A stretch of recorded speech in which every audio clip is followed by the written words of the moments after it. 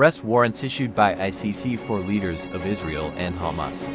In perhaps the biggest news to come out of the Israel-Hamas war, the ICC, short for International Criminal Court, has issued arrest warrants for the leaders of Israel, Benjamin Netanyahu, and Hamas, Yahya Sinwar. France, despite siding with the West, especially the US, the UK, and Italy, for many things, broke off from their allies, and expressed approval and showed great commendation for the ICC in doing something for the prevention of genocide in the Gaza Strip.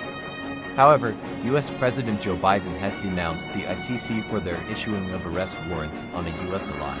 Here is what he said on the subject. Let me be clear. We reject the ICC's application for arrest warrants against Israeli leaders. Whatever these warrants may imply, there is no equivalence between Israel and Hamas. And it's clear Israel wants to do all it can to ensure civilian protection. But let me be clear. Contrary to allegations against Israel made by the International Court of Justice, what's happening is not genocide. We reject that. We will always stand with Israel. Benjamin Netanyahu himself commented on the warrant against him. Here's his side. The outrageous decision by the ICC prosecutor, Karim Khan, to seek arrest warrants against the democratically elected leaders of Israel is a moral outrage of historic proportions. It will cast an everlasting mark of shame on the International Court. Israel is waging a just war against Hamas, a genocidal terrorist organization that perpetrated the worst attack on the Jewish people since the Holocaust. Hamas massacred 1,200 Jews, raped Jewish women, burned Jewish babies, took hundreds hostage. Now, in the face of these horrors, Mr. Khan creates a twisted and false moral equivalence between the leaders of Israel and the henchmen of Hamas. This is like creating a moral equivalence after September 11th between Ben Bush and Osama bin Laden, or during World War II between FDR and Hitler.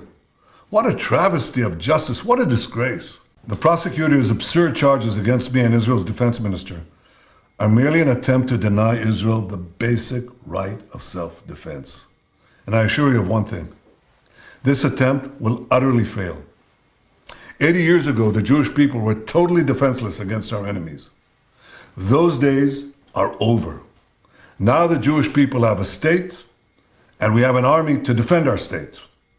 Notwithstanding the blood libels Mr. Khan has leveled, Israel will continue to wage this war in full compliance with international law.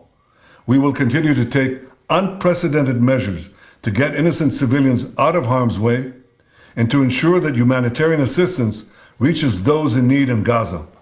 Despite Netanyahu's defense against the warrants, there is damning evidence to the contrary. Palestinian civilian deaths have reached 35,000, 62% of buildings have been destroyed, and 900,000 civilians are enduring the ongoing humanitarian crisis. This is perhaps the biggest news ever to come out of the Israel-Hamas war. However this plays out from here, only time will tell. When they come out, covert militant suppressive will deliver any updates as soon as possible.